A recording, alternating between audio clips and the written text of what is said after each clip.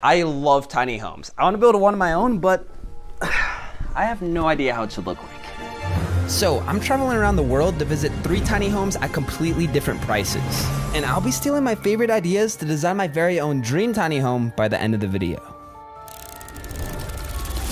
Starting with the smallest house in the world, made by sculptor Jeff Smith. Say hi, Jeff. Hi, Jeff. A little over 10 years ago, Jeff built this house using scrap wood for around 150 bucks. And at only 25 square feet, it's got almost everything you need to live in it.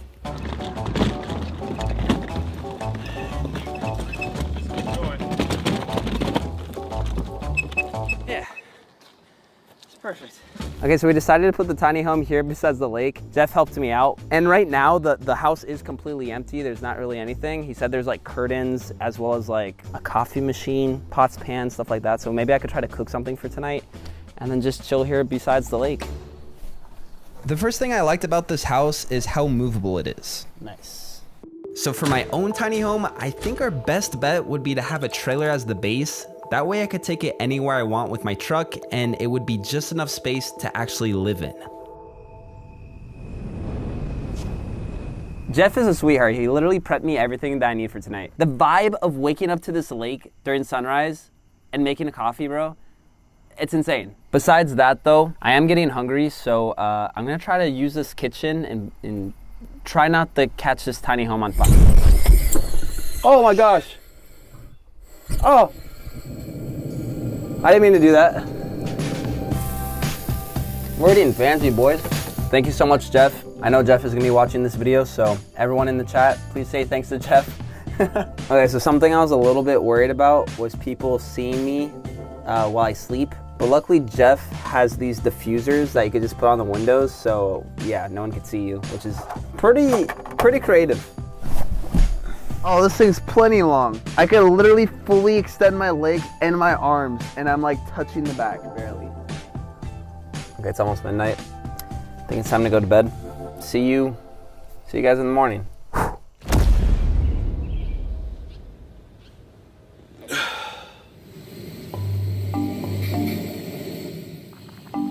As a builder myself, design-wise, this thing is pretty creative. I'm always experimenting with new things with my builds, so seeing this house as basically just an oversized coffin, the fact this thing has a sink, a stove, and a small table is already impressive. The windows are made out of glass pie pans, the toilet is covered by a frisbee, the entire thing is just homemade, which I respect. Good morning. I was just making coffee right now. Oh, nice. How was it? Good, amazing. Yeah? You gonna jump in the water? Should I? You should totally jump. Are you kidding me? No one regrets swimming. You only regret not swimming.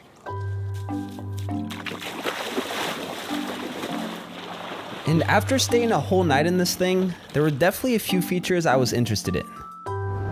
Okay, so first off, I really like the idea of a foldable table to save on space. Anything that could optimize this tiny house is a must-have. And the second thing I'd like to have is a full working kitchen. Jeff managed to fit that in 25 square feet, so I think we should be fine.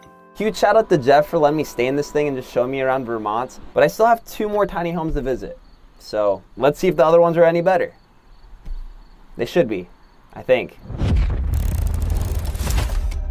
Our next tiny home is in Germany. Also, if you're wondering who's behind the camera, it's my best friend Fernando. We're currently in Europe filming other videos. So Fernando, you're gonna be able to experience this one with me. Oh my gosh. There's the tiny homes. It's a little village of sloops. There's probably other people sleeping in it too. I got the email saying we're number 10.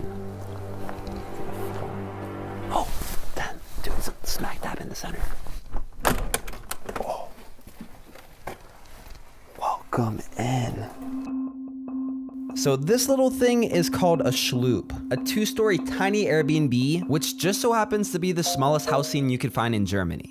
They packed a lot in here. Yeah, this doesn't even feel small. Like the ceilings are like freaking 8 feet tall. Okay, so where are we sleeping though? Oh, there's even, wait, I gotta see this. How do we turn on the lights here? Wait.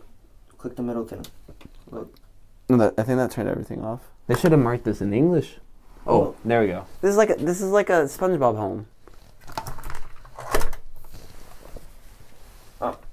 Okay, it doesn't open more than that. Yeah, it doesn't. Yeah. So I'm assuming the bed has to be upstairs, which is crazy. 2-story tiny home? That doesn't even make sense. Whoa. The whole floor is a big bed. My wingspan is 6 feet tall, but I'm 5'10". So if my wingspan is exactly 10 feet, we still got like another 3 feet there. It's only like 9 feet. The first thing that's apparent with the Shloub is how big the bedroom is. So while the house itself is small, the comfort doesn't suffer as much. So for my tiny home, I definitely need a second floor with the bed to, you know, make it as comfortable as possible.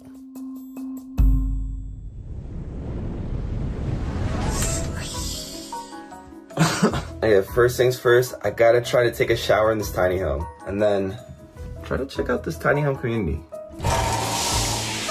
Whoa.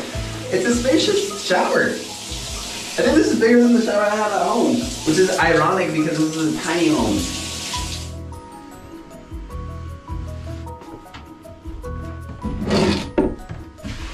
Tell me that's not insane. Someone had to think about this. It's so creative. I love it. I got so much space to do activities.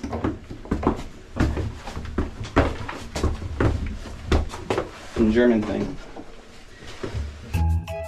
Now compared to the smallest house in the world, the Shloub is 4 times bigger at a whopping 106 square feet. And to be honest, it felt a lot bigger than that. But the thing that shocked me the most about this tiny home, I didn't understand anything because it was all in German. But when I went upstairs to sleep last night, you can literally press this button over here and it just turns off all the lights in the house. Also, another flex, it has a dual climate zone. You have your own AC upstairs and downstairs. If I have to critique anything about this tiny home, I have to say maybe like the TV could be a little bigger. I mean, TVs are really cheap nowadays. And not having an actual kitchen. There's no stove, there's no sink to clean stuff. It's just a toaster and a kettle to boil some water for tea. To make my house actually livable, there's still a few things that I need. First, I definitely need a bathroom. I'm gonna do the same thing as the Shloub and just have the entire bathroom be a big shower with a toilet inside. And then all the important amenities like solar panels for electricity, some really nice lighting, an AC unit and Wi-Fi, making this thing completely livable all year round. The biggest difference here is obviously the second floor. And realistically, this needs to stay under 13 feet, otherwise you start running into bridge clearance issues across most of the US. Now, of course, I'm worried between the weight, aerodynamics, and just how we're gonna build this thing. It's not gonna be easy, which is why I think it would make sense to make a miniature version of this build without all the plumbing and all yet. If I'm not careful with the design of my actual tiny home, fixing any mistake after building it is gonna be a big problem. Same thing if you ever got injured in an accident that wasn't your fault. It's hard to go up against an insurance company by yourself, which is why Morgan & Morgan exists. And not all law firms are the same. If you hire the wrong one, you'll be behind before you even get started. There's a reason why you wouldn't rush into building something so complex without testing it first. Just like there's a reason why Morgan & Morgan is America's largest injury law firm. They have over 1,000 lawyers and more than 100 offices nationwide. Which actually matters when you're going against massive insurance companies. They've been doing it for over 35 years. They've won over $30 billion for their clients. And if you work with them, they'll fight to help people get the compensation they deserve. And the best part is, you don't pay anything unless they win your case. If you're ever injured and want to look into your options, you can check out forthepeople.com/fries. I'll put a link in the description. Thank you to Morgan & Morgan for sponsoring today's video. Now let's check out this last $100,000 tiny home. We are now in Toscana, Italia to visit the last tiny home in this video. It's a mirror house, and it's on stilts. And it's on stilts. And it's on stilts. This is the Glasscape treehouse made by Oud House. This one in specific is a hotel, but they also make houses that you could actually buy. David, who checked me in, is a sweetheart. His family owns a little farmhouse here that has 4 bedrooms that are like in this old Tuscan style to rent out. And they recently just added this to their property with a freaking amazing view of Monte Sagro. Other than that, let's check out the inside.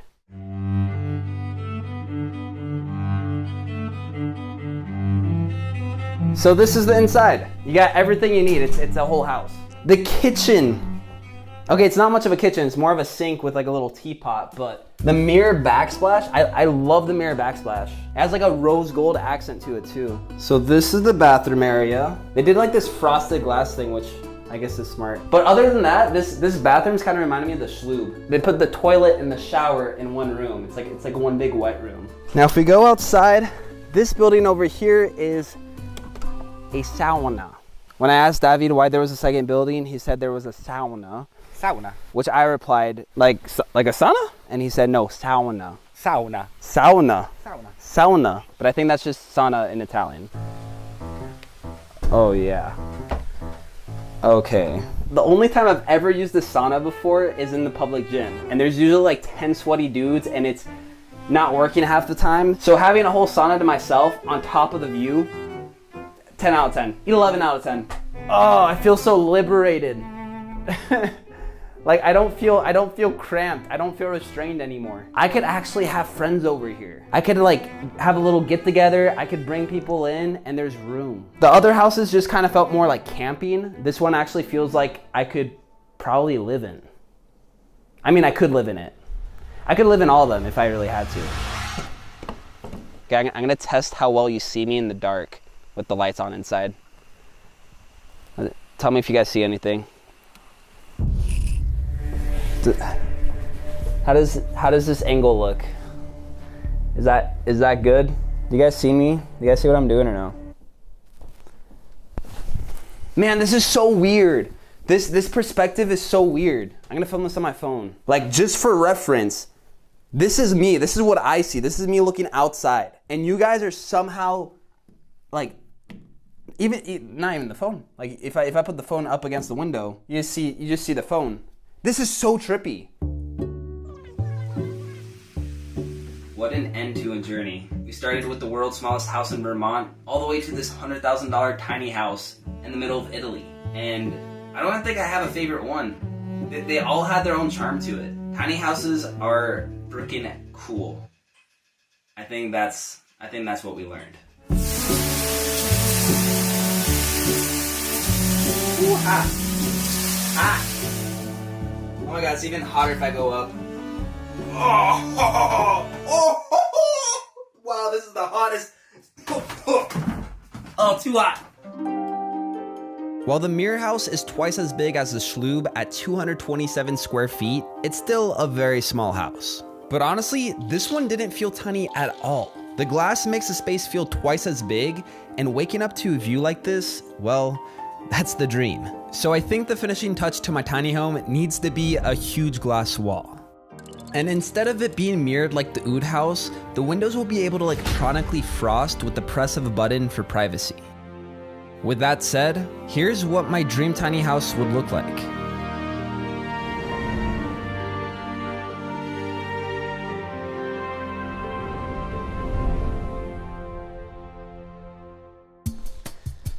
All right, as for the actual build, I think it might be a little too ambitious, but I'm still down to try to make the actual thing. This miniature build that I just made is less than half the size of what I actually want to do, and there's no plumbing, there's none of that stuff. But if there's a will, there's a way. If you guys really want to see me try to pull through with the full thing, then let's try to get this video to 100,000 likes. I don't know if this is actually me possible.